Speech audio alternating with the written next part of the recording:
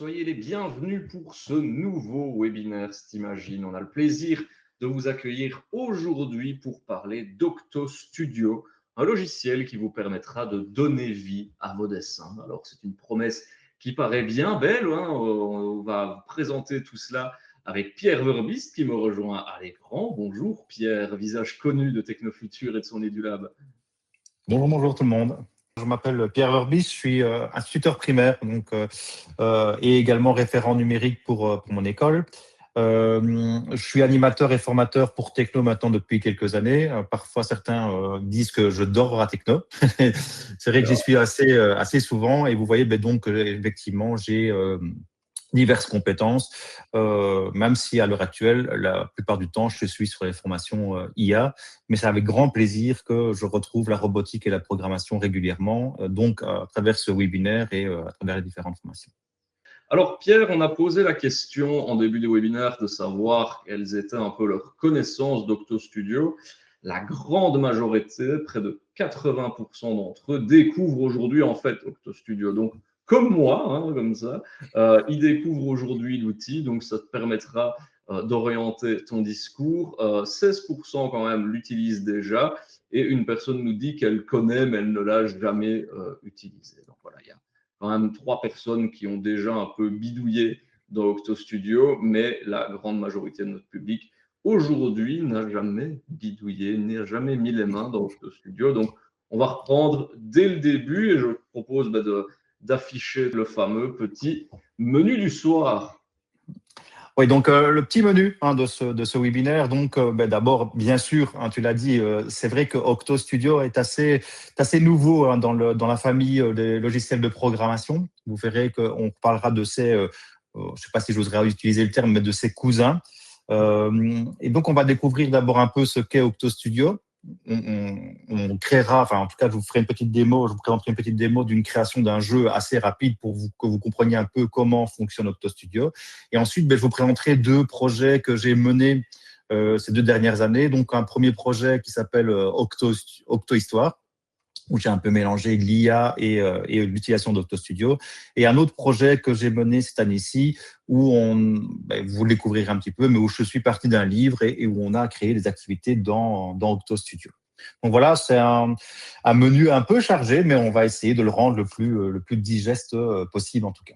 Ouais, comme tu le disais, parfois il faudrait peut-être une journée pour finalement une journée de formation Octostudio. Ici, on a 1h30, donc c'est un beau challenge qui t'est proposé. Et donc, comme 80% de notre public ne connaît pas Octostudio, on va commencer par les bases un petit peu, histoire qu'on soit tous sur le même pied d'égalité.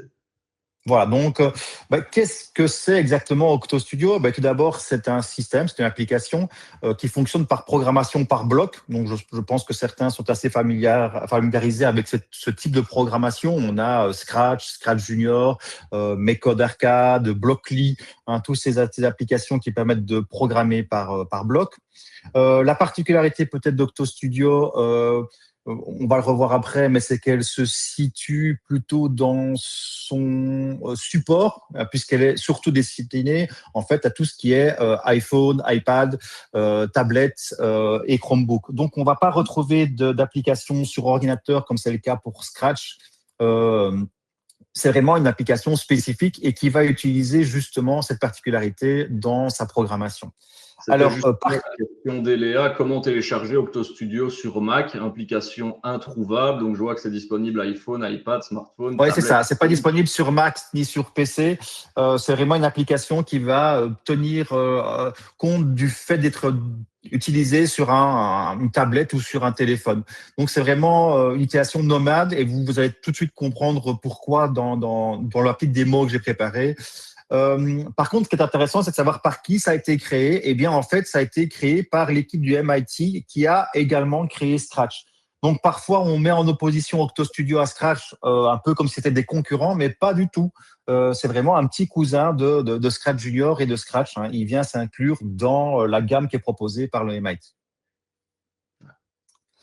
Alors, je vous ai justement refait un petit point par rapport à ces 3 logiciels qui sont vraiment un petit peu les gros, en tout cas, les grosses possibilités qu'on a maintenant dans l'enseignement.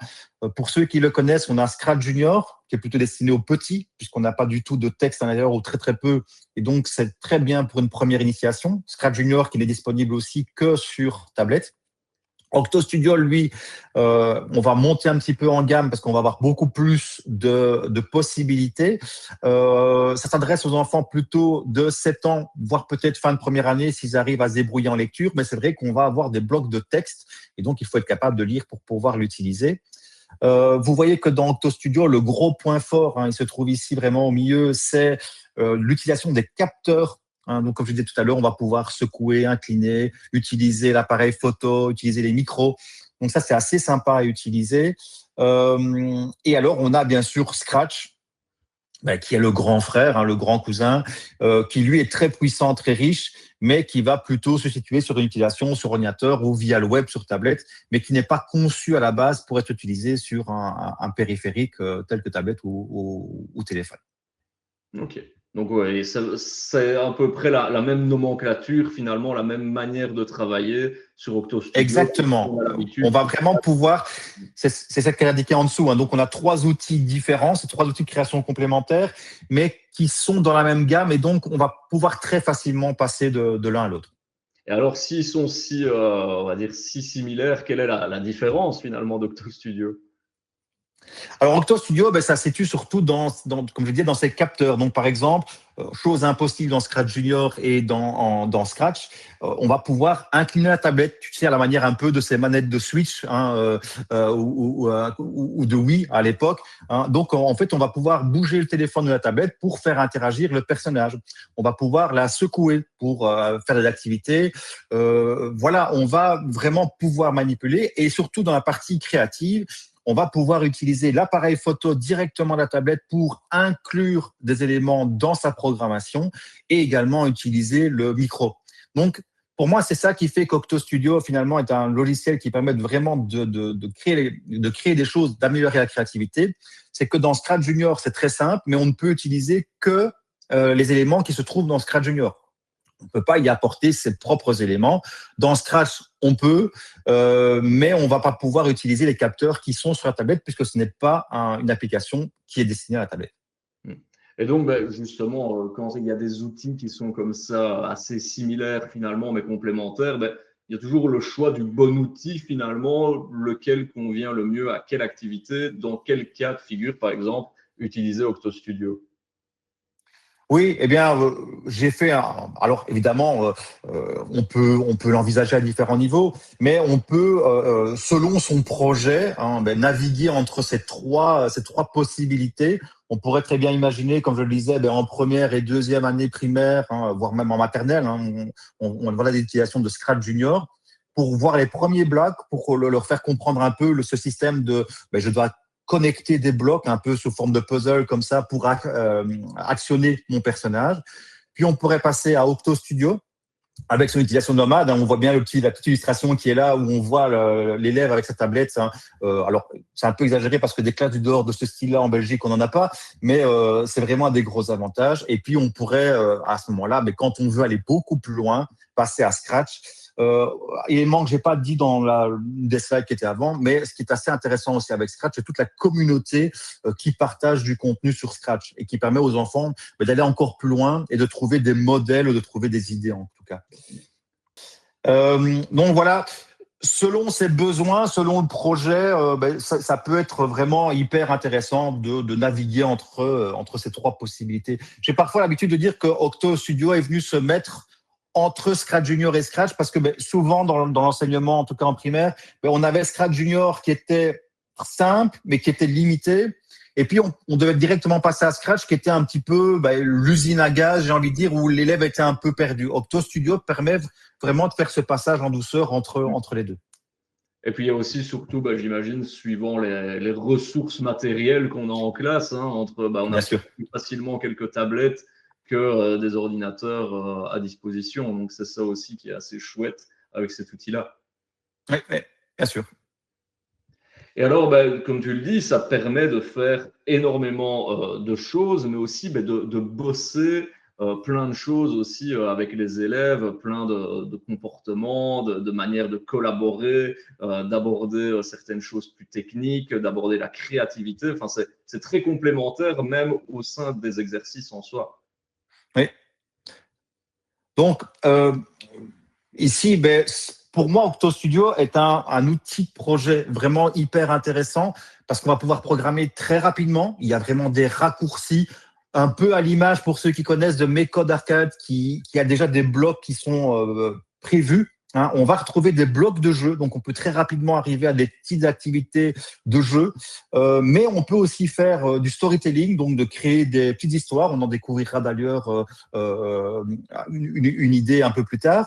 On peut le connecter au réel, donc on va pouvoir, par rapport à l'appareil photo, mais carrément reprendre des éléments réels et les incorporer dans des jeux, dans des histoires. Donc ça, c'est vraiment hyper intéressant. Bien sûr, c'est interdisciplinaire, mais ça, c'est le même pour Scratch Junior. Il est très rapide à prendre en main. Il faut savoir que moi, j'ai déjà fait pas mal d'animations avec Octo Studio. Et en général, parfois, sur une après-midi, les élèves arrivent à le prendre en main et à créer leur premier petit jeu en à peine 2 heures, finalement. Donc, c'est très intéressant. La motivation, bien sûr. Et alors, on a la possibilité de partager ces projets. Donc ça, c'est vraiment, j'ai envie de dire, un peu la marque de fabrique du MIT et de Scratch. C'est-à-dire que quand vous partagez un projet Octo Studio, quand vous partagez votre histoire ou votre jeu avec quelqu'un via le bouton d'export, il va non seulement recevoir votre jeu, mais également tous les blocs qui l'accompagnent. Et donc, il pourrait créer sa propre version. Donc ça, c'est vraiment hyper intéressant. Les élèves peuvent se partager leurs jeux pour pouvoir les améliorer, les compléter. Et donc, ça, c'est vraiment quelque chose qui est assez intéressant aussi dans Octo Studio. Alors, là, on a, je pense, fait un peu le tour de ce que c'était finalement Octo Studio du côté institutionnel. Maintenant, on va mettre un peu les mains dans le cambouis, on va aller plonger dedans, voir un petit peu sous quelle forme ça se présente. Oui, donc un petit jeu de mots, hein, parce que en fait la mascotte, hein, pour ceux qui connaissent Scratch, était un petit chat. Dans Octo Studio, il y a Octo et donc Octopus, hein, et donc c'est une pieuvre, hein, c'est cette petite pieuvre qui est assez sympa, hein, là, avec différentes couleurs. C'est un petit peu le symbole d'Octo Studio, et donc un petit jeu de mots avec plongeon dans Octo Studio. Et donc je vous propose de vous faire découvrir un peu comment fonctionne Octo Studio. Alors tout d'abord l'interface, donc vous allez avoir cette interface avec les différentes dernières activités que vous avez créées. Si on passe dans Explorer, donc ici au-dessus, on a le bouton Explorer, eh bien, on a déjà à l'intérieur des exemples de projets. Ça, c'est hyper intéressant. Moi, souvent, avec mes élèves, je leur propose d'aller explorer ces projets. Donc, je propose pendant 20 minutes, une demi-heure, hein, d'aller un petit peu tester. Donc, ils vont, par exemple, choisir celui-là, lire un peu les blocs, et voir un peu, voilà, il y a un petit démo, on dit qu'il faut le secouer, donc on secoue la tablette et on voit que les maracas jouent. Voilà, si j'appuie sur le tambour, il joue du tambour, et je leur propose même souvent de venir tester en manipulant les blocs, en changeant les chiffres, en essayant un petit peu de voir comment fonctionne finalement cette application. Alors, ça marche très bien pour des élèves qui n'ont jamais découvert la programmation par bloc, c'est juste un peu plus lent. Par contre, si vous avez déjà fait de la programmation par bloc via Scratch Junior ou autre, c'est très, très, très rapide. Et j'ai même parfois déjà des élèves assez surprenants, mais qui vont déjà très loin en fait dans cette première activité de découverte et qui commencent déjà à vouloir créer leur petite histoire à peine le logiciel pris en main. Ouais, et donc, on voit, comme tu me dis, c'est assez chouette d'avoir déjà des possibilités pour se donner des idées, hein, d'avoir des projets qui sont déjà là. Et on voyait les commentaires de Thierry qui disait c'est un peu comme Microbit. Alors, dans la logique de programmation, effectivement, c'est la même, c'est cette logique de programmation par bloc, on le verra un peu tout à l'heure. Exactement, on va rentrer dans le vif du sujet. Donc, je vous propose de créer un nouveau projet. Donc, vous voyez qu'il y a un petit bouton vert qui s'appelle créer un nouveau projet. Et donc, on va pouvoir lancer la création. Alors, première des choses, c'est que dès qu'on crée un projet, je vais faire une petite pause quand même, 2 possibilités, soit commencer par son sprite. Donc, ce qu'on appelle un sprite, c'est un objet qui va être manipulé dans le jeu, donc qui ne fait pas partie du décor, hein, qui va devoir bouger à un moment, soit être bougé par l'utilisateur, soit bouger de par lui-même, hein, donc d'avoir une action. ou alors on peut commencer par l'arrière-plan. Donc 2 ports d'entrée, mais en sachant que les 2 sont obligatoires. On ne peut pas avoir un décor tout seul ou un personnage tout seul. Donc ça, c'est vraiment une façon de travailler qui n'est pas dans les autres applications en général. Alors, dès qu'on va choisir un sprite, eh bien, on a tous des sprites par défaut. Alors, vous les reconnaissez, ce sont les emojis. Donc ça, mes élèves, évidemment, aiment bien les utiliser. On a les petits émoticônes, mais pas que. On va pouvoir, par exemple, dessiner. Donc, on a la possibilité, pour les élèves qui seraient un peu plus créatifs, de dessiner leur personnage. On va pouvoir utiliser les photos qui se trouvent dans l'iPad, dans la tablette. Donc, par exemple, ici, voilà, j'accède à ma galerie de photos et je peux aller choisir une photo qui s'y trouve, que j'aurais téléchargée ou que j'aurais déjà prise. Et dernier point, je peux aussi utiliser la caméra carrément de ma tablette. Et donc, je peux prendre en photo, c'est ce que je disais tout à l'heure, je peux prendre des éléments, un écureuil qui est en train de passer, une feuille d'arbre. Donc, si je suis, par exemple, dans une activité extérieure. Donc là, par exemple, je vais aller choisir une photo qui se trouve dans la tablette. Alors, pour ne pas choisir Benoît, je me suis choisi moi, donc mon collègue Benoît. Voilà. Et ça, les élèves adorent évidemment aussi, se prendre en photo. Alors, vous voyez qu'il y a un petit outil qui permet de détourer l'objet. Donc, l'élève va pouvoir se découper. Alors, se découper la pomme, peut-être qu'il a prise en photo, l'écureuil ou autre. On a un résultat. On va maintenant choisir l'arrière-plan. Donc, parmi tout un choix d'arrière-plan, mais vous voyez que je peux aussi prendre un arrière-plan en photo ou choisir un arrière-plan qui se trouve sur mon périphérique. Donc, ça ouvre la créativité, évidemment. Alors, ma tête est un peu grande, je vais la rétrécir. Voilà, simplement en pinçant, hein, ça permet vraiment de le faire. Et vous voyez qu'en dessous, j'ai mon espace de travail avec tous mes blocs qui se trouvent en bas.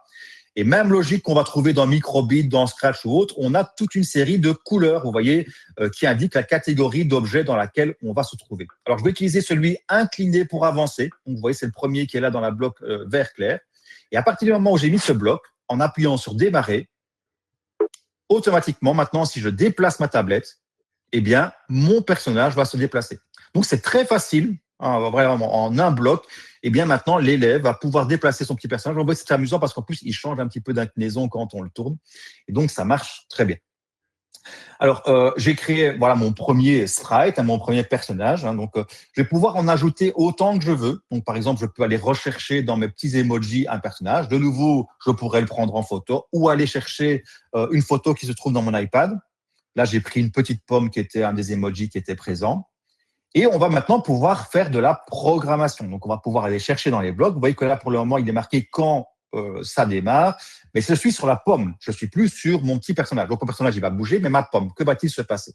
Eh bien, là, quand la pomme touche le visage, donc quand le visage touche la pomme ou quand la pomme touche le visage, que va-t-il se passer? Eh bien, j'ai gagné, entre guillemets, j'ai attrapé la pomme. Et donc, je vais pouvoir lui dire que la pomme doit aller ailleurs. Donc, j'utilise le bloc aller à. Voilà. Je vais pouvoir définir l'endroit où je veux qu'il aille. Vous voyez, c'est un système de coordonnées X, Y, comme on voit souvent dans ce genre de jeu. Mais moi, je vais utiliser un outil assez sympa. Je vais refaire une petite pause, peut-être revenir en arrière parce que ça a été un peu vite. J'espère que je vais réussir à le faire. Je ne sais pas si vous voyez, ou alors je vais peut-être agrandir. J'ai pu choisir les petits dés qui se trouvent là. Et donc, ces dés, ça permet de choisir une position aléatoire. Donc, c'est très simple, c'est très visuel pour les élèves. Et donc, ma pomme, maintenant, va se déplacer. Une fois qu'elle aura été touchée par le visage, elle va se déplacer à un endroit aléatoire. Alors, je vais continuer. Donc, dans les blocs, on va, une fois qu'on l'a attrapé, comme c'est une pomme, on va utiliser un petit son. Vous voyez que j'ai les blocs de son. Et je vais placer le bloc. Alors là, j'ai de la chance, c'est directement le bloc mâchouille, mais je peux aller choisir toute une série d'autres sons qui se trouvent à l'intérieur. Et vous voyez que je peux même enregistrer un son. Donc, l'élève pourrait enregistrer lui-même un bruit de bouche qui est en train d'avaler quelque chose. Donc, j'ai mon son mâchouille. Et alors, comme j'ai attrapé la pomme, je vais aller dans les blocs du fond, dans les derniers blocs, où je vais avoir les blocs de variables. Alors, le premier qu'on me propose, c'est mettre la variable à 0. Alors, je ne vais pas la mettre à 0 au moment où j'attrape la pomme. Le moment où je mets ma variable à 0, c'est au moment où je vais démarrer mon programme. Donc, je vais devoir remettre le bloc de démarrage. Et par contre, je vais mettre celui-là qui est changer la variable. Donc, je vais faire une petite pause pour bien vous indiquer. Donc, ici maintenant, quand la pomme touche le visage, voilà, donc quand j'attrape la pomme, eh bien, la variable de score va changer de 1. La pomme va se déplacer à un autre endroit et je vais jouer le son mâchouille. Je vais remettre ensemble le bloc quand on démarre le jeu, la variable est à 0 pour être sûr que ça recommence bien à 0. Donc, voilà, il m'a bien indiqué score à 0. J'attrape la petite pomme. Et vous voyez que mon score change à chaque fois. Donc voilà, en quelques blocs, j'ai déjà créé mon petit jeu où il faut attraper la pomme. Alors, bien sûr, je peux l'améliorer. Vous voyez que ma pomme, par exemple, là, elle bougeait. En utilisant un système qui est là avec les petites chaussures, je peux choisir la vitesse éclair. Si je choisis éclair, à ce moment-là, ma pomme se téléporte, entre guillemets, d'un endroit à l'autre. Et voilà, notre premier petit jeu est créé. Et vous voyez, en regardant bien, il y a quelques blocs sur ma pomme et je vous rappelle qu'il y avait un bloc sur le petit visage juste pour pouvoir manipuler avec la tablette. Alors, j'espère que tu n'auras pas fait une indigestion avec toutes ces pommes. En tout cas, Eléa est trop fan, elle nous dit dans le chat, et effectivement, il y a énormément de possibilités créatives. Alors, ça, c'est une première possibilité. Pierre, j'imagine qu'il y en a tout plein d'autres. Oui, alors vous allez voir que dans Octo Studio, il vous propose une vidéo, c'est celle que j'ai choisie, que je montre souvent à mes élèves pour leur montrer un petit peu les possibilités, parce que c'est vrai que là, on voit déjà du potentiel. Nous, on est enseignants, on se dit, voilà, je vois déjà des ouvertures, des possibilités, des projets qui se créent dans ma tête. Mais c'est vrai que parfois, les enfants ont un peu de mal. Et donc, je leur propose souvent cette petite vidéo. J'espère qu'elle ne va pas laguer non plus. Mais voilà ce que je leur propose. Je vous propose de la regarder ensemble. C'est la petite vidéo d'introduction d'Octo Studio.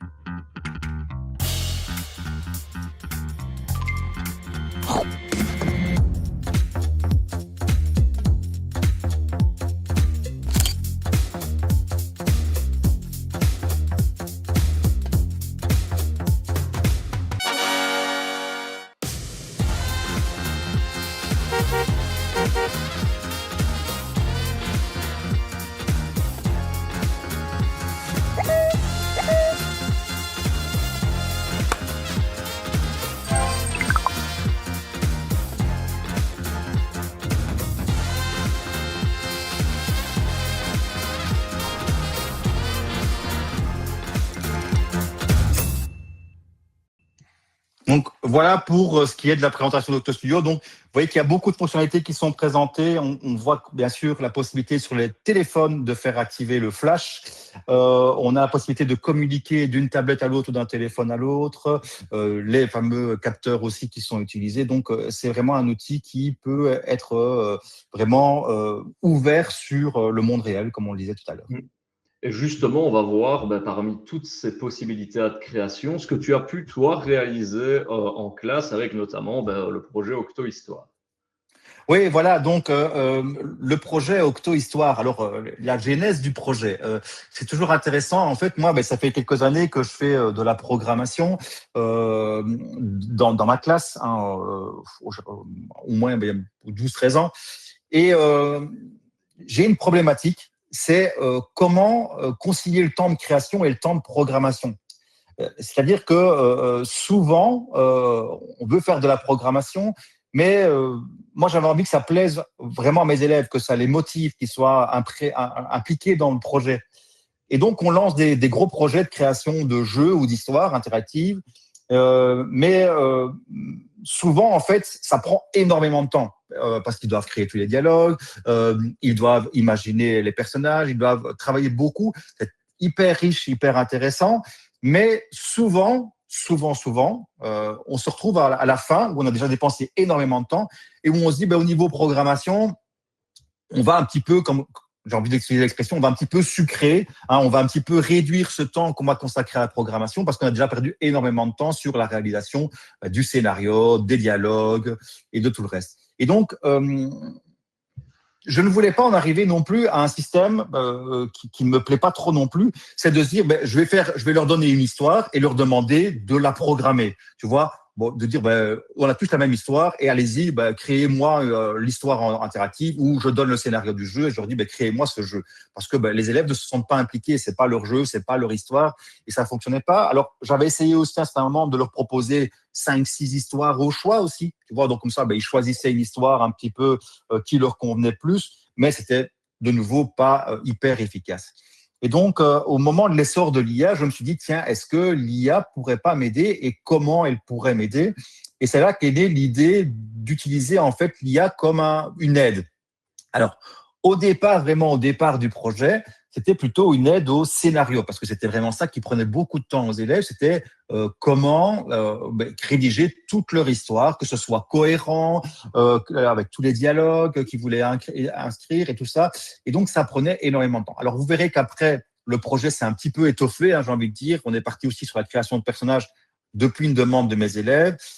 Et alors, depuis, en réfléchissant, mes élèves m'ont aussi, tiens, on aurait pu aussi peut-être générer des voix, mais ça n'a pas été fait dans le projet. Je tiens à être clair, on n'a pas utilisé du tout l'IA pour générer les voix, mais c'est vrai que mes élèves, à ce moment, m'ont dit, on aurait pu le faire, et donc je l'inscris dans ce projet en disant que c'est une des possibilités, un des prolongements qui pourrait y avoir à notre projet.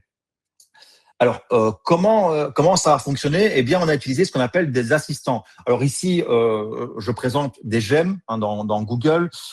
Pourquoi des gemmes? Parce que souvent, les assistants, je les avais créés avec ChatGPT, avec Google. J'ai la version de ces deux assistants dans les différentes IA. Mais c'est vrai que depuis quelque temps, les assistants Google étaient facilement partageables. Donc, pour mes enseignants, quand j'étais en formation, je préférais les faire sur Google, comme ça au moins je pouvais les partager avec tout le monde. Et donc la première gemme, le premier assistant, c'est Octo-Histoire. Alors, l'idée, c'était que je ne voulais pas que l'IA crée un scénario de A à Z, parce que finalement, je n'aurais pas non plus rencontré ma motivation de départ, qui était, je voulais que ce soit une histoire qui leur corresponde. Et donc l'idée, simplement, c'était que les élèves construisent le schéma narratif de leur histoire. Donc, après avoir vu le schéma narratif, qu'ils imaginent leur histoire sous forme de schéma narratif, et que ce schéma narratif, en fait, soit envoyé à l'IA, à cet assistant, pour qu'elle, depuis ce schéma narratif, eh bien, elle crée toutes les scènes, les idées d'action, les personnages. Mais bien sûr, c'est une proposition.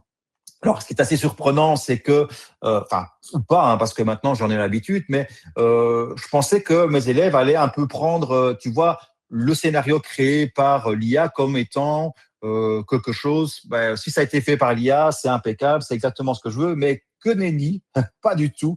Ils ont été très critiques par rapport à ce qui a été proposé, souvent en disant que l'IA n'avait pas compris leur histoire, que c'était pas tout à fait ça, et donc on a dû reprompter souvent. Alors, comme je suis en primaire, l'assistant, le chatbot, je l'utilisais avec les différents groupes. Donc, c'est-à-dire que le groupe m'envoyait son schéma narratif, je le mettais dans mon intelligence artificielle, et puis après, j'imprimais ce que l'intelligence artificielle avait rendu. Ils le lisaient entre eux, et puis ils venaient me rapporter un petit peu ce qui ne fonctionnait pas, ce qu'il fallait changer, et je repromptais à ce moment-là moi-même. Donc, ils n'ont pas touché du tout à l'IA. J'étais seul responsable, évidemment, de cette partie. Et donc, très vite dans le projet, ils ont commencé à réaliser leur histoire. Et c'est vrai qu'ils le voient beaucoup, que l'IA permet de créer des images, permet de façonner leurs images. Et donc, certains m'ont demandé, est-ce que, parce qu'on n'arrive pas à dessiner, on n'arrive pas à vraiment sortir ce qui est dans notre tête, est-ce que l'IA ne pourrait pas nous aider à réaliser aussi nos personnages? Et donc, j'ai très rapidement, un peu à la volée, créé un assistant aussi qui leur permettait évidemment de créer leurs personnages. Alors, c'est ça qui est bien aussi dans ce que tu racontes, c'est que on a eu justement un webinaire sur l'importance de l'esprit critique face à l'IA. Au moins, même ici, dès le plus jeune âge, on va dire, ils ont quand même déjà ce regard critique finalement. Oui, j'étais vraiment surpris parce que c'était avec des quatrièmes années à ce moment-là, donc c'était une classe de P4 et vraiment ils ont été hyper critiques et je trouvais ça vraiment extraordinaire. Donc ils m'ont tout de suite dit non, elle se trompe complètement, c'est pas ça du tout que je voulais raconter et ça c'est hyper intéressant de leur montrer que justement et alors de décortiquer ça un petit peu avec eux. Pourquoi? Parce qu'ils n'avaient pas, l'IA n'avait pas non plus énormément d'informations. Donc voilà, par exemple, le genre. Alors évidemment, en bleu, vous voyez que j'ai retapé ce qui avait été écrit par mes élèves parce que il y avait quand même quelques petites fautes d'orthographe et c'était pas toujours très clair. Donc j'aurais dit que l'IA aussi avait besoin que ce soit clair. Donc ils ont quand même fait un effort d'écriture. Mais voilà, j'ai un peu retapé les informations, le schéma narratif de base qui était envoyé à cette fameuse gemme, à ce fameux assistant Octo-Histoire. Donc à partir de ce schéma narratif, assez sommaire finalement. Or, là, je me suis pris celui qui était le plus intéressant. Je n'aurais pas forcément demandé de thème. C'est vrai que j'aurais pu imposer un thème. Et là, je trouvais ça hyper intéressant parce qu'ils ont décidé d'eux-mêmes de parler du harcèlement scolaire. Et donc, leur histoire était pas mal, quoi. Avait un but en plus assez intéressant. Alors, donc, voilà le schéma narratif. Je faisais simplement un copier-coller dans l'assistant. Et l'assistant, lui, ressortait ce genre d'éléments. Donc, vous voyez le scénario, la scène numéro 1 avec le décor possible, hein, donc ce que ça pouvait être comme fond, les personnages qui allaient se trouver dans cet environnement, les actions possibles.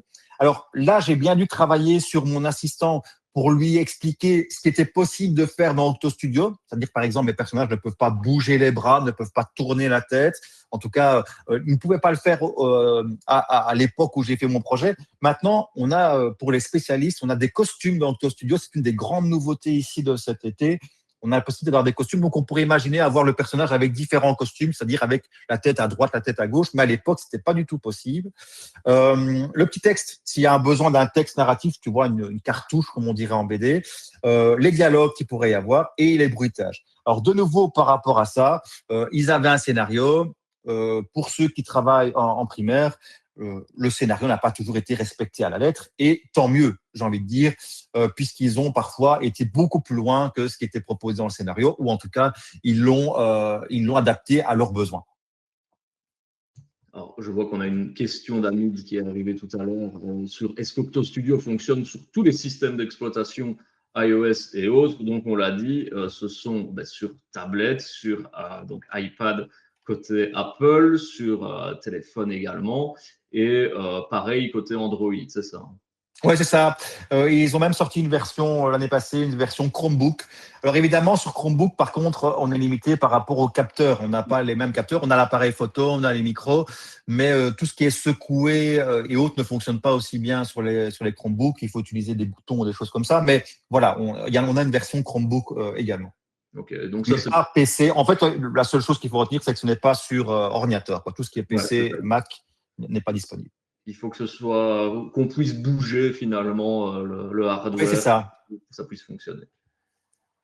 Ok, ben merci pour la réponse à cette question d'Amid. Donc voilà, ici, il te propose finalement quelque chose de, comme tu l'as dit, un peu plus structuré, parce que c'est sûr que parfois, surtout déjà pour les adultes, on a parfois des pensées qui vont dans tous les sens et on aime bien d'avoir de l'IA pour la restructurer. Alors dans l'esprit méga créatif d'un enfant, c'est aussi important de restructurer ça.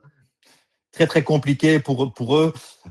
Mais ça n'a pas bridé de toute leur créativité. C'est vrai que c'était quelque chose qui était un petit peu, tu vois, dans le fond de ma tête à un moment, en me disant, j'avais un peu peur. Vraiment, dans les premiers temps, je me suis dit, j'espère qu'ils vont pas tout prendre content, tu vois, en disant, c'est l'IA qui l'a créé et je respecte ça. Ce biais un peu d'autorité, tu vois, en disant si c'est de l'IA, c'est que c'est bon. Et non, pas du tout. Que ce soit sur le scénario, que ce soit sur tout ce qui a été créé après, ils étaient vraiment assez critiques. Trop bien. Et du coup, tu vas peut-être nous montrer comment fonctionnent ces petits gemmes, comment est-ce qu'ils se présentent. Oui, voilà. Donc, j'ai fait une petite vidéo de démo. Donc, simplement, on vient coller le schéma narratif. Vous voyez, donc c'est vraiment celui que j'avais tout à l'heure. On vient le coller à l'intérieur. Et comme il est déjà pré-programmé, comme j'ai déjà mis un prompt à la base qui explique ce qu'il doit faire, eh bien, simplement en le lançant, eh bien, il va se mettre à réfléchir. Et il va ressortir, après avoir analysé toute la situation, eh bien, il va ressortir ici tout le document avec la situation initiale, les éléments déclencheurs, mais sous forme de scène. Et donc, il va vraiment respecter toutes les contraintes techniques d'Octo Studio. Donc, vous voyez, il est marqué grandi, bloc de taille, voilà, le bruitage si disponible. Donc, il va vraiment essayer de tenir compte un maximum des possibilités qui sont au sein d'Octo Studio.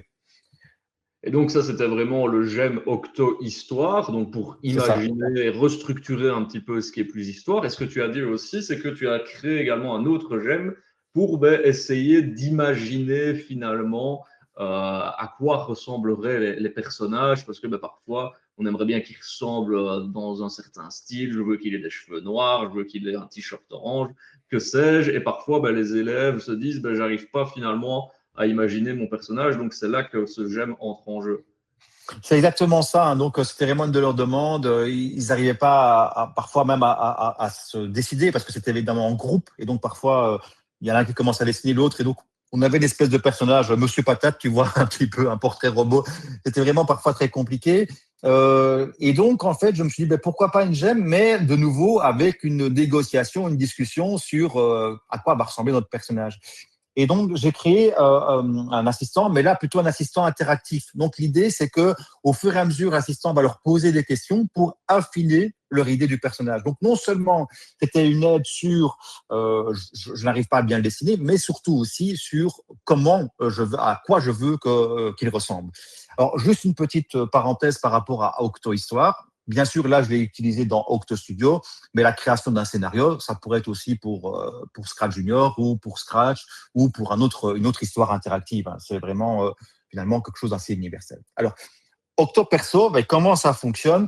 Eh bien, on va lui poser toute une série de questions. Donc, on va lui demander, par exemple, dans quel style tu le veux. Et on va lui proposer plusieurs choix. Est-ce que c'est dans un style qui ressemble un petit peu à un dessin animé classique? Est-ce que ça va plutôt être un dessin animé Pixar? Est-ce que tu veux sous forme de manga?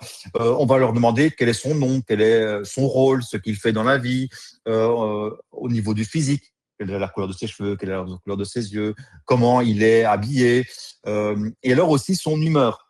Alors ça, c'était assez important aussi parce que sinon, on a des personnages qui sont finalement neutres. Mais quand on crée une histoire, le personnage n'est pas neutre. Il va avoir une émotion. Et donc ça permettait aussi de lui faire des émotions puisque maintenant, l'IA est capable de reprendre un même personnage et de changer. Donc ça leur plaisait beaucoup de pouvoir dire, là, mon personnage, il est fâché. Et puis dans la scène suivante, il est heureux parce qu'on a trouvé une solution à son problème. Et là, il a un sourire. Donc ça, c'est aussi un des avantages de créer avec Octo Perso. Donc, on envoyait simplement les réponses à ces questions-là et Octo Perso renvoie simplement un prompt qui permet à ce moment-là, dans n'importe quelle IA générative d'images, de réaliser le personnage. Donc, ça pouvait être dans Canva, ça pouvait être dans VitaScience ou dans Midjourney ou autre chose. Alors, nous, on a beaucoup travaillé à l'époque avec Google, qui avait son modèle Nano Banana qui était assez performant, surtout justement dans la persistance du personnage. Maintenant, ça pourrait se faire aussi bien dans ChatGPT, dans Google, dans différents outils d'IA générative d'images. Et donc, il te redonne le prompt et à ce moment-là, comme tu l'as dit, avec l'outil de votre choix, il vous le modélise et c'est finalement assez fidèle à ce que tu as demandé pour le coup. Oui, c'est ça. Voilà, on voit le personnage, il ressemble quand même. Et alors, il vous le donne en français et en anglais. Alors, parfois, l'assistant buguait un petit peu et ne nous donnait qu'en français. Pourquoi en anglais? Parce que dans les IA génératives d'images, en général, il le traduit en anglais. Donc, pour être sûr de ne pas avoir un défaut dans la traduction, je lui demandais de le mettre aussi en anglais. Et comme ça, on avait une sécurité par rapport à ça. On a une super question de Chris qui dit tiens, est-ce qu'en intégrant l'IA, est-ce qu'on ne risque pas d'éliminer toute la créativité, la participation? Bien sûr, c'était vraiment ma grande crainte. Et donc, tu verras dans l'élément qui est après, ils ont fait des mélanges en fait. Beaucoup sont partis des décors qu'ils avaient construits eux-mêmes, donc des dessins qu'ils avaient faits et autres, et puis ont intégré leurs personnages créés par l'IA. Mais tous mes groupes n'ont pas forcément fait non plus des personnages avec l'IA. Okay, donc, c'était vraiment, j'ai envie de dire, un joker laissé à disposition. Et là, bien sûr, c'est à vous à voir par rapport à votre pédagogie ce que vous voulez faire. Moi, si je devais faire le projet, je me le suis déjà demandé plusieurs fois. Je me suis dit peut-être qu'on pourrait imaginer ces espèces de jokers en disant voilà, j'utilise mon joker pour faire le scénario, ou je l'utilise pour faire mes personnages, ou je l'utilise pour faire mes décors, mais je n'ai droit qu'à un joker. Ou est-ce que je le fais tout le temps? Et même ça pourrait être par rapport à l'année, se dire à un moment, j'ai le droit d'utiliser toute l'IA pour le faire. À ce moment, je dois le faire sans IA. On peut un peu jongler là-dessus. Oui, parce que comme tu le disais aussi en début de présentation, c'est que tu dois jongler avec le côté création, le côté programmation. Et donc, il y a un temps qui est alloué à tout ça. Et donc, c'est une aide aussi finalement à ce temps-là. Oui. Pour ceux qui voudraient tester la version sans IA dans Octo Studio, je ne sais pas si vous vous rappelez, mais dans la petite vidéo, on avait instantanément une petite fille qui était un peu dans l'espace avec des étoiles. Tout avait été dessiné à la main. Ce genre de projet, rien que pour faire les décors des différentes scènes, les personnages dessinés, coloriés et ainsi de suite, ça va vous prendre énormément de temps. C'est hyper intéressant et ça a le mérite d'être fait, mais évidemment, ça prend énormément de temps. Et donc, en général, on prend beaucoup de temps pour ça, mais moins pour la programmation. On va moins loin dans ce qui est possible de faire au niveau programmation. Donc, c'était vraiment ma problématique de base, de se dire comment je peux accélérer un petit peu ce temps. Je pense que d'ailleurs que tu as une petite vidéo de ce gemme qu'on peut voir. Oui, alors évidemment, j'ai pas mis toute l'histoire, mais on a. Ah oui, pardon. Au niveau de le gemme, oui. Donc voilà, Simplement, on commence de nouveau avec mes élèves à côté de moi. Hein, donc, c'est pas eux qui utilisaient cet assistant. Donc, voilà, je suis Octo Perso. Et donc là, la première question, le style visuel. Est-ce que c'est un style crayon pastel? Est-ce que vous voulez plutôt une silhouette colorée, un style Lego? Simplement, ils indiquaient le numéro du style, donc là, style Pixar. Les autres types de personnages, comment il s'appelle, quel est son rôle dans l'histoire. Donc voilà, Thiago. Alors, ce qui était amusant, c'est qu'il y en a un qui m'a dit il mesure 1m34. Hein, vous voyez, il y a que les enfants pour penser à ce genre de choses. Mais c'était intéressant parce que parfois, ils ont mis d'autres tailles et donc, en fait, les harceleurs étaient plus grands. Donc, tu vois, ça nous paraît un détail, mais pour eux, c'était important. C'est ça, effectivement. Ouais. Et donc, bah, tu le synthétises aussi à Saïd après, c'est que bah, il y a quand même quelques avantages finalement à utiliser cette IA et à fonctionner de cette manière-là. Voilà, ben, un des premiers, évidemment, c'est la personnalisation et l'engagement. Un des 4 piliers, c'est justement cette motivation, cet engagement. Et ben là, mes élèves étaient hyper motivés pour avoir leur propre histoire. Tu vois, ils étaient vraiment fiers de ce qu'ils avaient créé. Sentiment que j'ai d'habitude en programmation, mais pas aussi élevé. Tu vois, on avait vraiment cette idée de c'est mon histoire, c'est moi qui l'ai créé. Donc ça, c'était hyper intéressant. On a pu un peu rééquilibrer aussi, ben, tu vois, avoir cet équilibre entre création et programmation. J'ai pas perdu trop de temps sur l'écriture et ça m'a permis quand même de voir pas mal de choses au niveau du code, notamment ce petit jeu de ping-pong dans les dialogues. Tu vois, en général, ben, quand il y a quelqu'un qui parle, il faut attendre qu'il ait fini de parler pour que le suivant parle. Donc, tout ça, c'est un petit peu plus compliqué en programmation, mais j'ai pu le faire avec eux. Donc, ça, c'était vraiment hyper intéressant. Comme je le disais tout à l'heure, ben, un peu de différenciation pédagogique. Les élèves ont pu choisir un petit peu s'ils voulaient le faire avec de l'IA ou pas. Alors, le scénario, par contre, tout le monde, mais pour les personnages, c'était au choix. Comme j'avais laissé d'ailleurs la possibilité de choisir des décors ou des personnages qu'ils pouvaient aller chercher sur Internet aussi. Tu vois, j'avais laissé cette porte ouverte aussi en disant, ben voilà, si vous avez un décor, vous voulez que ce soit un décor de montagne, mais on peut aller peut-être le rechercher sur Internet. Donc, on avait fait des recherches d'images. Donc, c'est un groupe, on fonctionnait avec des recherches d'images sur un moteur de recherche pour aller trouver l'image qu'ils voulaient en fond. Donc voilà, c'était vraiment une ouverture créative en fait. Tu vois, ils ont vraiment pu choisir un petit peu le média, le support sur lequel ils voulaient travailler. Est-ce que tu as ben, justement derrière des petits exemples de ce que ça a donné, toutes ces manipulations? Oui, donc voilà, je vous ai remis l'exemple complet de l'histoire la fameuse histoire de Sacha. Et alors, ben, la première scène, hein, donc voilà, vous voyez le petit personnage. Thiago, t'es vraiment nul à ce jeu. Pourquoi tu dis ça? Voilà, donc hein, c'est la première scène qu'ils ont réalisée. Et vous voyez ce mélange, hein, justement. Donc le décor a été complètement créé. Ils ont voulu créer tout leur décor crayon, papier. Et ensuite, ils sont partis sur l'envie de générer leur personnage. Et donc, l'intérêt finalement aussi de ce genre de démarche, c'est que ça permet, comme on l'a dit en début de webinaire, de lier finalement plusieurs notions, que ce soit l'esprit critique, l'engagement. Enfin, il y a énormément d'aspects qu'on peut travailler tout en même temps grâce à ce genre d'exercice. Voilà, donc ben, l'engagement, ça on en a déjà parlé plusieurs fois, comme tu l'as dit, ce fameux équilibre, l'esprit critique. Hein, donc ça, c'était vraiment quelque chose qui me tenait à cœur, mais j'ai pas dû pousser, tu vois, j'ai pas dû pousser vraiment beaucoup le curseur parce qu'il l'était assez par rapport à ça. Et alors, ben, la qualité, hein, parce qu'on est arrivé sur des choses qui plaisaient aux élèves relativement vite. Hein, ils étaient assez contents de leur réalisation, et ça peut être vraiment hyper intéressant. Mais je n'ai pas dans les réalisations eu de réalisation complètement à l'IA. Tu vois, je n'ai pas eu, ils n'ont jamais demandé à faire tout avec de l'IA ou tout avec des contenus qui étaient déjà existants. Par contre, Ils ont tous voulu. ils t'ont suggéré de faire les voix avec de l'IA, et d'ailleurs, tu as un outil à nous présenter à ce sujet. Oui, voilà. Donc, par rapport à ça, c'est vrai que ben, eux m'ont dit, ben, monsieur, maintenant, on sait faire des personnages qui parlent avec, on sait générer des voix. Et donc, ben, voilà, il y a, si je devais le refaire à l'heure actuelle, ben, il y a Google donc qui propose Generative Speech, Generate Speech, et qui est donc en fait un outil qui permet d'avoir des voix assez naturelles dans différentes langues aussi. Et donc ça peut vraiment être quelque chose qui pourrait encore amener le projet à, tu vois, une étape un peu plus loin, quoi.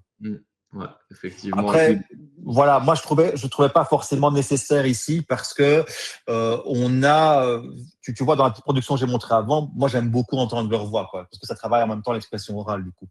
Ouais, Oui, oui, clairement. Et puis bah, aussi, les voix sont aussi clairement améliorées aussi hein, en termes de Oui, débat. oui, on a des belles voix. Et alors, Ouais. attention que OctoStudio permet de lire du texte. Donc, il y a à l'intérieur d'OctoStudio un système qui permet de faire lire le texte qui est écrit.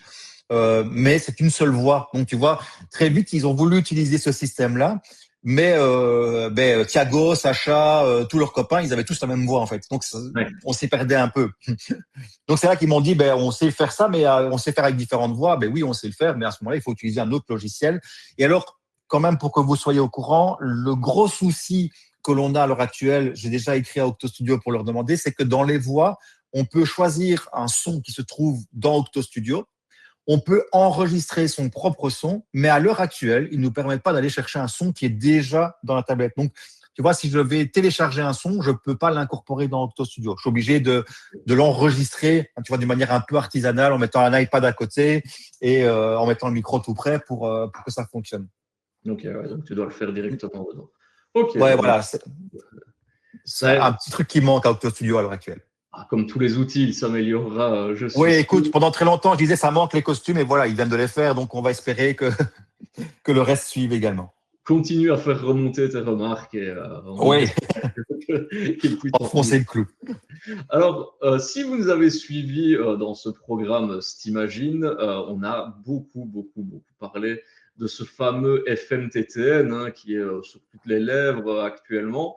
Et justement, tu nous as concocté un très gros exercice finalement qui est quand même pas mal en rapport avec le FMTTN finalement.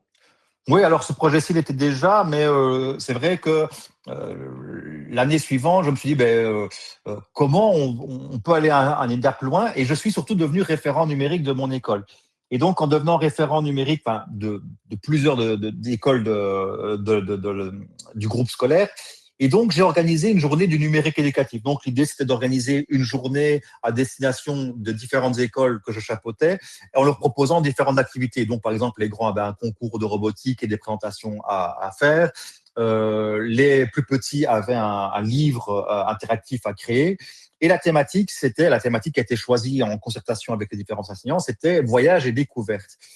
Et donc, les troisième et quatrième années primaires, eux, l'idée, c'était de leur faire utiliser OctoStudio. Enfin, voilà, je me suis dit, autant prêcher un peu pour mon élément. Et donc, je me suis dit, tiens, on va proposer voyage et découverte et d'utiliser OctoStudio pour pouvoir rentrer là-dedans. Et donc, comme j'étais aussi moi en troisième et quatrième année, je me suis auto-imposé le thème et le projet. Et comment le gérer? Alors, on en a beaucoup discuté avec les enfants. Au départ, moi, je t'avoue que j'étais plutôt parti sur une histoire interactive, hein, puisque j'avais cette idée de peut-être réutiliser mon Octo-histoire ou pas. Et en fait, c'est pas ça qui leur plaisait. L'idée, c'était vraiment de créer des jeux vidéo. D'accord? Quand on voit OctoStudio, les possibilités, ils voulaient créer leurs jeux. Et je me suis dit, OK, les jeux, mais on va partir de quoi pour créer nos jeux? Et donc, on est parti, en fait, du loup, hein, qui voulait faire le tour du monde. Donc, c'est une des histoires hein, du loup, qui est assez bien connue des enseignants du primaire. Et c'était une des lectures qu'ils avaient fait et ils m'ont dit, là-dedans, il fait pas mal le tour du monde, il fait des voyages, il fait des découvertes. Est-ce qu'on ne pourrait pas créer des jeux à propos de ça?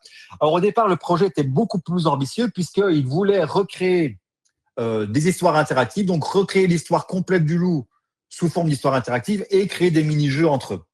Alors, j'aurais dit que ça, c'était pas possible sur une année complexe, qu'il faudrait beaucoup plus de temps. Mais on a gardé quand même l'idée des mini-jeux sur les différentes étapes du loup.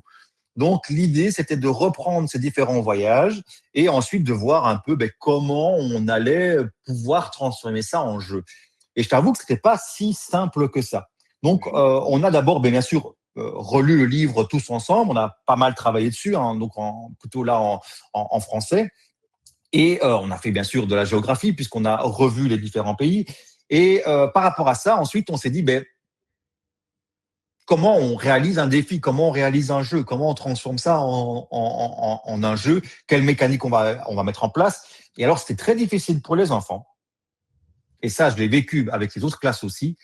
C'est qu'ils veulent créer des jeux, mais quel est l'objectif du jeu? Souvent, ils vont mettre en place des mécaniques, mais après, souvent, la question finale que je vais leur poser, c'est quand est-ce qu'on gagne? Quand est-ce qu'on perd? Parce que je sais pas si vous vous rappelez tout à l'heure, j'ai moi aussi créé un jeu. Tout le monde s'en rappelle. Ma tête qui devait attraper des pommes. Mais Quand quand est-ce est-ce que qu'on tu gagne? arrêtes? Quand est-ce qu'on perd? Eh bien ça, souvent, les enfants ne le font pas. Vraiment, c'est quelque chose qui n'est pas inné chez eux. Ils inventent le jeu comme ça et on attrape des pommes, mais on attrape des pommes à l'infini. Et donc, je leur dis, on ne perd jamais à ton jeu. Alors, il me dit, ah non. Et je dis, on gagne quand? Ah, on ne gagne pas non plus. Et donc, ça, c'est vraiment un travail hyper intéressant. Et finalement, qui est préalable à la construction du jeu, c'est à refaire, je dirais même beaucoup plus là-dessus, c'est on invente le jeu et surtout on invente les règles du jeu. Ça a l'air bête comme ça, mais moi j'ai un peu mis les choses tu vois, avant la classe et je m'étais dit, ben voilà, on va créer le jeu, allez-y. Mais en fait, ils étaient vraiment perdus par rapport à ça et donc il faut vraiment définir avec eux à quelle partie. Voilà, est-ce que ça va être un jeu avec un minuteur, est-ce que ça va être un jeu avec un score à atteindre, est-ce que ça va être un jeu avec un ennemi qu'il faut fuir. Et donc, ça, c'est vraiment hyper important. Tu vois, donc, ce que j'ai mis après, la mécanique du jeu, quel type de jeu ça va être et quand est-ce qu'on gagne et quand est-ce qu'on perd. Et puis derrière, il fallait programmer tout ça aussi. Une fois que tu as décidé de ce que tu voulais faire, vient encore une grosse partie qui est celle de la programmation. Oui, c'est ça. Donc, on a commencé à programmer. Alors, là, j'ai envie de dire que c'est là où se sont mis tous les défis en place, hein, parce que la programmation, même pour moi, parce que j'ai dû un peu suivre leur imagination, leur volonté. Alors, c'est vrai que parfois, ils ont dû mettre des choses de côté, hein, donc ils avaient parfois des choses très ambitieuses. Et j'ai dû jouer un peu le rôle du médiateur en leur disant, voilà, c'est très intéressant, mais c'est pas tout à fait réalisable, en tout cas très compliqué pour toi. Donc, il faut faire des concessions. Hein. Déjà des concessions dans le groupe, puisqu'ils devaient créer en groupe, mais même des concessions par rapport à leur idée finale. Et donc, on a repris finalement 5 étapes dans l'histoire du loup. Alors, pour ceux qui la connaîtraient peut-être, il y a plus d'étapes dans l'histoire. Il y en a certaines qu'on a dû mettre de côté et abandonner, donc même chose. Mais on a quand même réussi à faire 5 mini-jeux. Alors, pour être tout à fait honnête, celui d'Australie n'a pas eu, enfin, le groupe a un peu moins bien fonctionné et donc ils n'ont pas eu le temps de le terminer complètement. Mais en tout cas, les 4 premiers sont opérationnels et fonctionnent. Et donc, on a pu les présenter à la journée du numérique éducatif. Donc, ils avaient créé un à Madagascar où le loup devait attraper des petits poissons. Et donc, ça fonctionnait avec l'inclinaison de la tablette, un peu comme celui que j'ai créé tout à l'heure, d'ailleurs. On avait, pour ceux qui connaissent le principe un petit peu je vais attraper ce qui tombe du ciel. Hein, donc, on avait un bol de riz. Hein, vous verrez après dans la petite vidéo qui est là. Il devait incliner la tablette à gauche, à droite, parce qu'on peut choisir que le personnage s'incline avec toutes les directions de la tablette, mais on peut choisir aussi qu'il s'incline seulement en haut ou en bas, ou seulement en droite et gauche. C'est quelque chose d'assez original pour Paris. Il fallait grimper au sommet de la Tour Eiffel en secouant la tablette le plus vite possible pour grimper avant le petit pigeon. Pour ceux qui connaissent l'histoire, c'est un peu lié aussi. En Égypte, sauter au-dessus des crocodiles qui lui foncent et du surf en Australie. Ouais. Et alors, est-ce que tu as utilisé l'IA pour cette réalisation? Alors au départ, c'est pas prévu du tout. Hein, donc l'idée n'était pas du tout d'utiliser l'IA, mais vraiment de partir des pages du livre, de les scanner, de les prendre en photo, de récupérer les pages et de détourer, comme tu as vu tout à l'heure, hein, donc comme j'ai fait autour de ma tête, et de les récupérer. Alors on a une problématique, c'est-à-dire que dans le livre, parfois le loup, il lui manque les jambes. Parfois, le loup, il a sa tête qui s'est tournée complètement de l'autre côté. Et donc, on s'est rendu compte que, voilà, parfois on avait le loup, mais pas bien disposé, le loup ou les crocodiles ou des choses de ce style-là. Alors, vous allez voir qu'ils ont rusé. Par exemple, le crocodile, ils n'avaient pas le visage en entier, mais comme ils l'ont mis dans l'eau, c'était pas très grave. Hein. Le crocodile avance dans l'eau avec juste sa partie supérieure qui est en dehors de l'eau. Donc voilà, ils ont quand même dû un petit peu jouer un peu avec leur imagination, avec les contraintes. Mais c'est vrai qu'à un moment, on était limité. Je leur ai dit, peut-être qu'on peut utiliser l'IA pour, tu sais, changer un regard, ajouter un élément qui manquerait. Voilà. Donc, on a utilisé l'IA dans ce contexte-là pour avoir des images et surtout, donc voilà, donc l'adaptation des illustrations du livre. Ça, c'était vraiment une des parties. Mais on a surtout utilisé dans Canva un outil qui est assez fantastique, hein, que j'aime beaucoup, qui permet en fait de capturer des éléments d'une page. Hein, pour ceux qui ne connaîtraient pas cette fonction-là, donc on peut choisir un élément sur la page et le capturer, donc le retirer carrément de la page. Alors c'est intéressant pour le récupérer, donc par exemple récupérer le crocodile pour le mettre dans le jeu, mais c'est aussi intéressant pour vider la page. Donc par exemple, dans certaines pages, le loup était en plein milieu du décor, mais pas au bon endroit. Il ne bougeait pas, il était statique, évidemment. Et donc, grâce au calque magique ou à la capture magique, eh bien, on a pu extraire le loup, extraire le crocodile, extraire des éléments pour récupérer, si tu veux, l'arrière-plan, le fond, sans les personnages à l'intérieur, qu'on a pu réinjecter finalement via Octo Studio. Donc, ça, c'est vraiment les deux utilisations de l'IA. Une IA simple qui permettait juste de redessiner les images, de compléter les images qui nous manquaient. Ça, on l'a fait je ne sais plus si c'était dans ChatGPT ou dans Gemini, dans une IA classique en tout cas. Et après, dans le Canva, ça, ils l'ont fait eux-mêmes parce que ils ont l'habitude d'utiliser Canva chez nous. À partir de la 3e, on fait déjà du Canva. Et donc, je leur ai montré la fonctionnalité et ils se sont directement amusés à le faire. Mais de nouveau, tu verras que dans les jeux, dans la petite vidéo, j'essaie peut-être de faire une pause à certains moments, on la regardera peut-être 2 fois. Certains ont utilisé cette technique-là. Certains ont simplement utilisé le détourage via Octo Studio. Et c'était tout à fait OK, même si c'est un peu plus, entre guillemets, artisanal, mais c'est plus créatif, évidemment. Donc, de nouveau, je le remets ici en bas, tu vois, l'IA aide les élèves, mais c'est eux qui décident, imaginent et créent. Donc, s'ils me disent non, j'ai pas besoin de l'IA, il n'y a pas besoin de l'IA. C'est vraiment l'IA comme béquille, comme support, quand ils n'arrivaient pas à ce qu'ils voulaient. Alors, est-ce que tu as justement un petit exemple à nous montrer de ce petit jeu? Oui, alors j'ai fusionné les petits exemples de jeux. Donc voilà. Il fallait attraper le riz, mais sans se faire contrôler par la femme. Et là, on a évidemment vidé le décor. Donc, on a enlevé il y avait un panda, il y avait le loup. Alors là, on voit par exemple que c'est détouré. Je ne sais pas si tu vois, on voit que le loup, on voit les petites traces de blanc autour. Pour le petit poisson aussi parfois, mais voilà. Ça reste très, très sympa. Alors, c'est avec une consigne de temps. Le fameux loup, il doit grimper. Alors, vous voyez qu'il a été détouré aussi, le loup est détouré, il lui manque les pattes. Ils m'ont dit, c'est pas grave, comme il est en train de grimper, ses pattes sont repliées. Et alors, le fameux crocodile à qui il manquait une partie, mais qu'ils ont placé dans l'eau, donc voilà.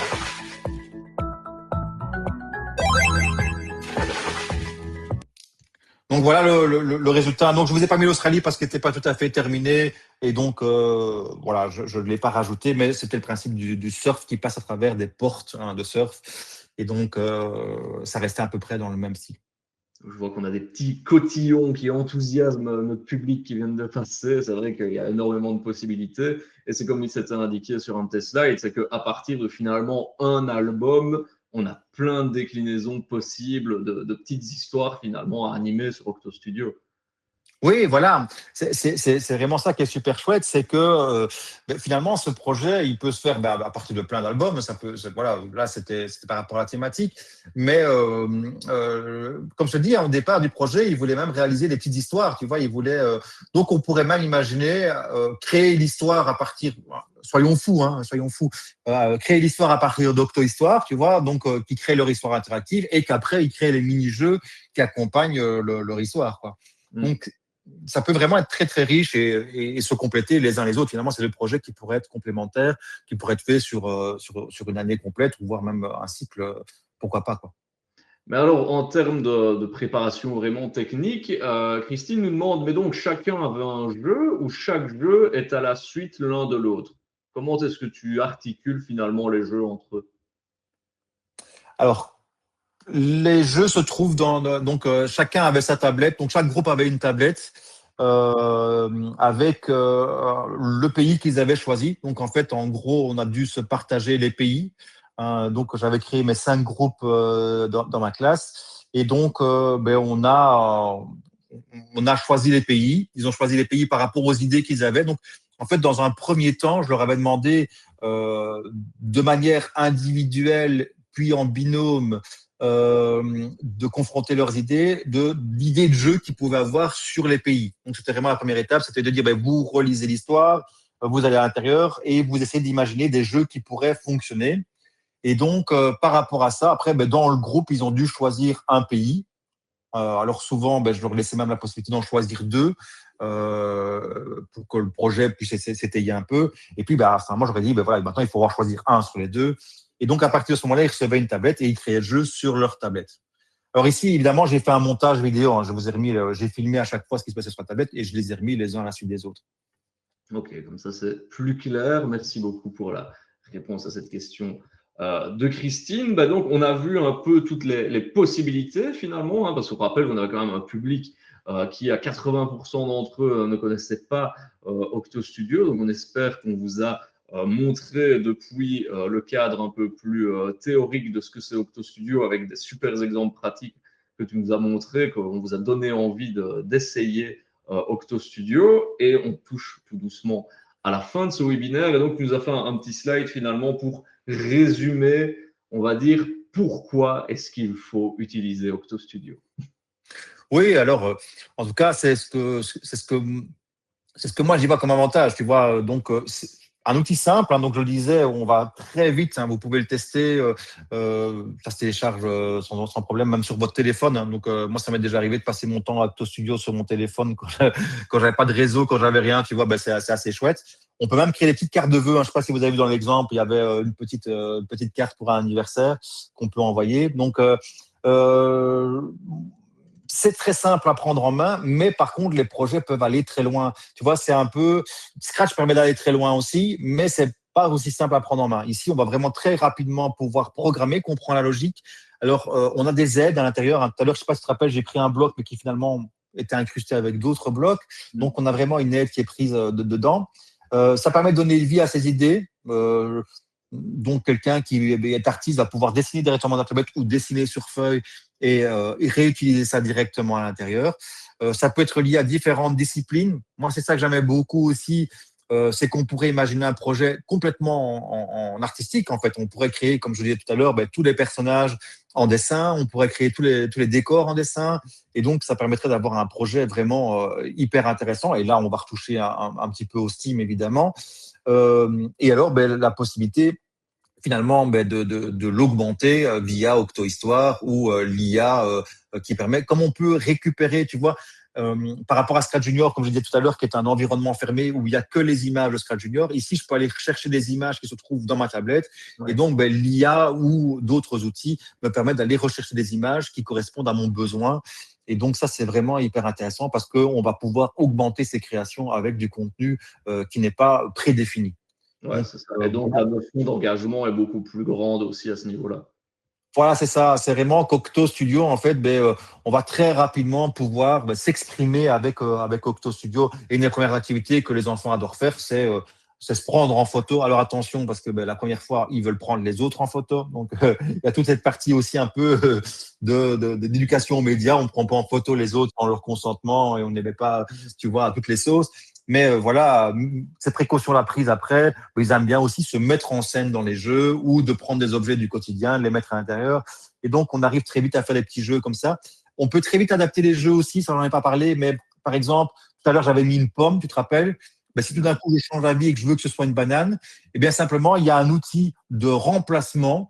Je dis, ben, je veux remplacer l'image d'une pomme par une banane et ça garde tous mes blocs, ça garde tout. Et donc, en fait, on peut même imaginer sa mécanique de jeu avec, d'ailleurs, la plupart des groupes, c'est ce qu'ils ont fait. Au départ, ils n'avaient pas forcément un loup. Ils ont pris des emojis qui étaient là à la base, un emoji qui ressemblait à plus ou moins, un autre.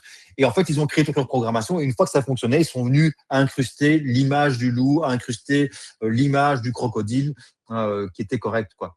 En fait, on pourrait faire comme ça juste un prototype qu'on va après améliorer. Ouais, c'est ça. Donc ça, c'est quand même assez pratique que tu puisses finalement ne pas tout recommencer à zéro. Alors une fois que oui, c'est ça. là, Vraiment, ça, c'est quelque chose d'assez sympa. Après, ça existe dans les autres logiciels, mais là, il y a vraiment un bouton très simple qui s'appelle remplacer. Hein, c'est très visuel. Et donc, on peut choisir son personnage. Et si tout d'un coup, on change d'avis, si c'est plus Thiago, si c'est plus Sacha, qu'on a envie qu'il soit non plus, tu vois, avec les cheveux, je sais plus si c'était les cheveux ondulés tout à l'heure ou autre, mais on peut régénérer une nouvelle image et la changer, mais ça garde toute la programmation. Donc ça, c'est vraiment hyper pratique. Sylvie nous demande jusqu'à quel âge ou quelle année est-ce qu'on peut réaliser ce genre d'activité, même en secondaire, d'après ce que tu disais? Oui, bien sûr, hein, c'est juste qu'on va aller plus loin dans la programmation. On a toutes les possibilités de boucles à l'intérieur d'Octo Studio, donc les répéter ou des choses comme ça. On a les variables à l'intérieur, on peut créer ses propres variables.